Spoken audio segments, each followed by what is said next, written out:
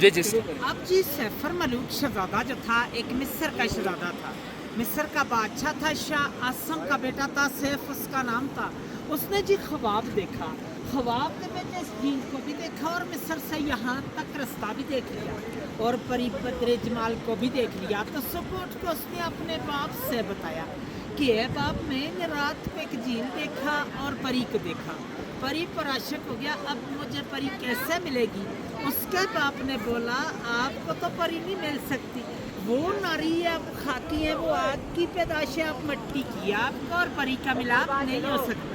لیکن وہ باپ کی نافرمانی سے گھومتا پھرتا آخر ناران میں پہنچا تو 12 سال راستے پہ لگے تھے۔ جب ناران میں پہنچا تو اس کو اللہ والا ایک ولی بزرگ ملا۔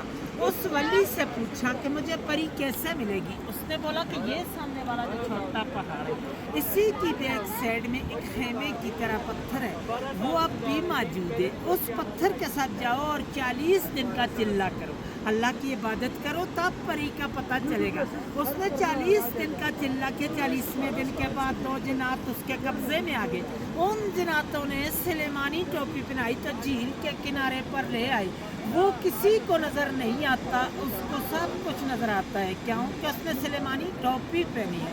تو ساتھ اس کی سہیلی تھی 8ویں بدر جمال، وہی پری جو خواب میں ملی تھی، یہاں پہ نہانے کے لیے آئی کوہ کاف سے۔ کوہ کاف جو ہے روس کے پاس ہے، چیچنیا کی طرف ہے، رشیا میں۔ آ کر سب نے اپنا اپنا لباس اتارا تو نہانا شروع کر دیا۔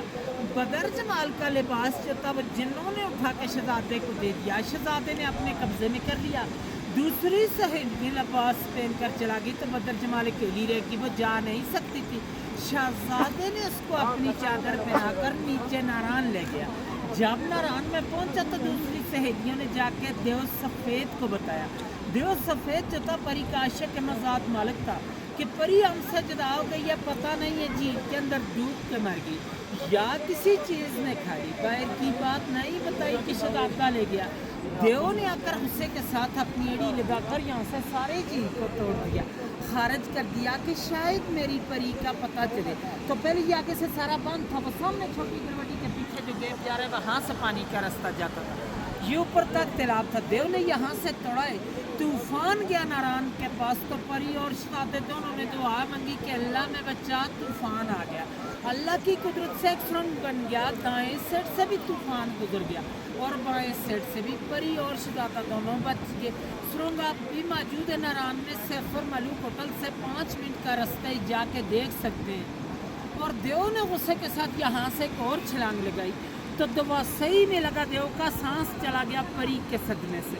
پری کو لے کے شہزادہ شہر مصر کو چلا گیا، شہزادے کا سیف نام تھا، ملوک ملاقات سے کہتے ہیں، اس لیے جھیل کا نام مشہور کیا سیفر ملوک جھیل۔ اور آپ اس وقت 10,500 کی ہائٹ پہ کھڑے ہیں 27 سمندر سے، وہ سامنے ملکہ پربت ہے، اس کی 17 اونچائی ہے، لیکن آج دن تک اس پہاڑی کو کسی نے سر نہیں کر پایا۔ اس کے اندر سونے کا گھر بنا اور پریوں کا بسے ہوئے کوئی جا نہیں سکتے، جو بندہ جاتا ہے پریاں گرا دیتی ہیں۔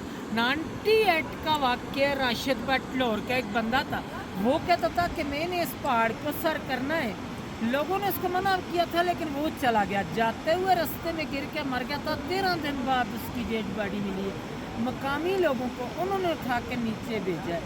چاندنی رات ہوتی ہے، چاند کی جب 14ویں رات ہو تو پریاں اترتی ہیں یہاں پہ ابھی بھی، لیکن ان لوگوں کو نظر آتی ہے کہ جو چلے گزار لوگ ہوتے ہیں، عبادت کرنے والا بندہ، ہر بندہ پریاں نہیں دیکھ سکتا، یہی دیکھ سکتے ہیں کہ ان پہاڑوں کے نظارے کر سکتے ہیں۔ اور آج دن تک جھیل کی گہرائی کا اندازہ بھی کسی نے نہیں لے سکیا۔